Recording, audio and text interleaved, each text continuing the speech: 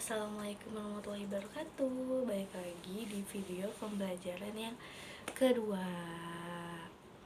Oke, kemarin kita udah membahas tentang teks laporan hasil observasi.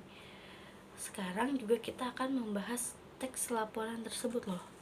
Kan udah Bu, kenapa harus dibahas lagi? Iya, yang di video kali ini kita akan membahas tentang struktur dan kebahasaan teks laporan hasil observasi. Nah, strukturnya itu ada 3. Yang pertama, pernyataan umum. Yang kedua, deskripsi bagian. Dan yang ketiga, deskripsi manfaat.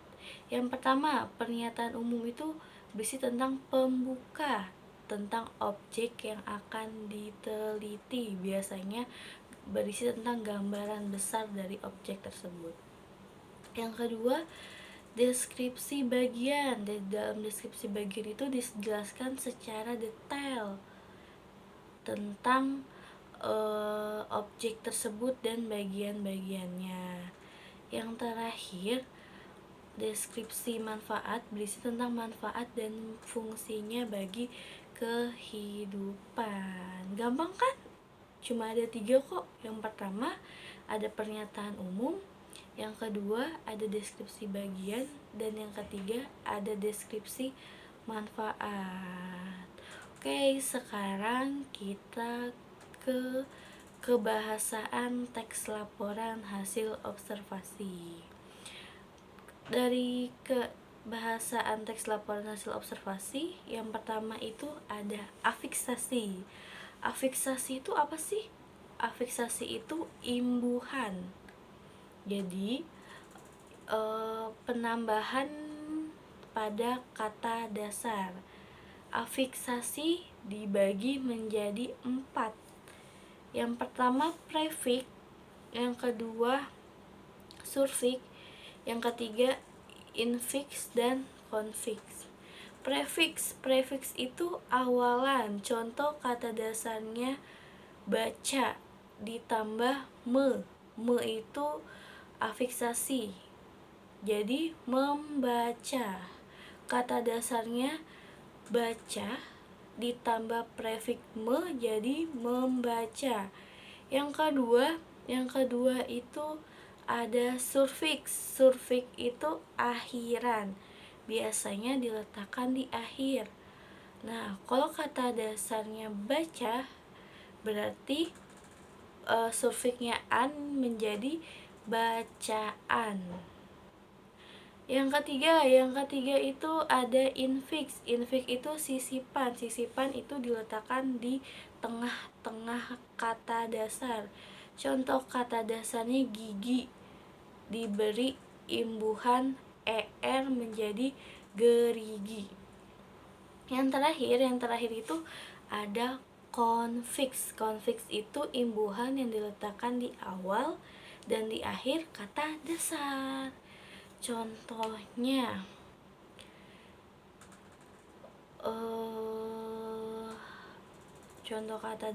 contoh konfix itu kean. Misalnya kata dasarnya aman ditambah kean jadi keamanan. Saya ulangi ya, afiksasi itu imbuhan yang diletakkan di kata dasar. Imbuhan itu ada di awal, di akhir, di tengah, dan di awal dan di akhir. Kalau yang di awal prefix itu ada me, per, pe, me. Kalau akhiran ada an, wan, i. Kalau di tengah ada ama, em. Dan kalau di akhir ada kean, peran, sean, dan lain-lain. Oke, tadi baru 1 afiksasi. Sekarang yang kedua, yaitu frasa. Frasa itu gabungan 2 kata atau lebih yang bersifat non-prediktif atau tidak ada hubungan. Contohnya kayak gunung tinggi.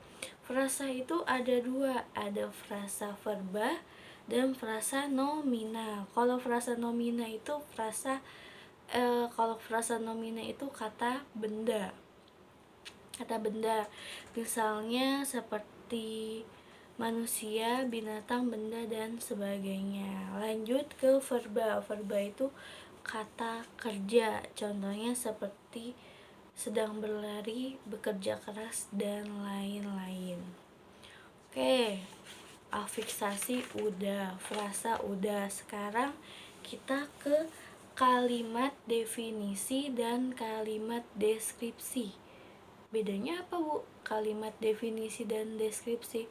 Kalau definisi itu kalimat yang memberikan penjelasan secara umum. Contohnya, mamalia adalah hewan yang menyusui. Kayak gitu. Kalau deskripsi itu kalimat yang menggambarkan sifat-sifat atau ciri-ciri khusus suatu objek. Contohnya, ikan paus memiliki tubuh yang sangat besar gitu. Biasanya definisi itu menggunakan adalah. Kalau deskripsi itu berarti menggambarkan biasanya sifat-sifat, ciri-ciri, dan lain sebagainya. Oke, sekarang ke kalimat simpleks dan kalimat kompleks. Jadi kalimat simpleks itu hanya satu simpleks, hanya satu struktur. Kalau kompleks memiliki dua struktur atau lebih, kayak gitu. Satu struktur itu ada apa aja sih? SPOK, subjek, predikat, objek, keterangan. Contoh, Ani mencuci baju di kamar mandi. Itu kalimat simpleks. Kalau Ani mencuci baju di kamar mandi dan ayah mencuci mobil di depan rumah, itu kalimat kompleks karena ada dua struktur. Nah, udah kan ngerti kebahasaannya itu tadi ada apa? Ada 4. Yang pertama afiksasi, yang kedua frasa, yang ketiga kalimat definisi dan kalimat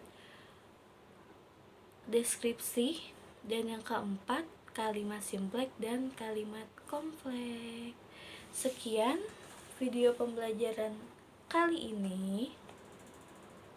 Jangan lupa kalau ada yang tidak paham bisa WA saya. Oke? Dan tugasnya adalah kalian mencari kaidah kebahasaan teks laporan hasil observasi di halaman 4, yaitu tentang pohon 1000 manfaat. Jadi kamu baca lagi, kamu teliti di situ ada teks kebahasaannya atau tidak. Misalnya ada di situ ada kalimat simpleksnya, tulis, atau ada afiksasinya, ditulis, kayak gitu. Sekian video pembelajaran kali ini, kurang lebihnya mohon maaf. Wassalamualaikum warahmatullahi wabarakatuh.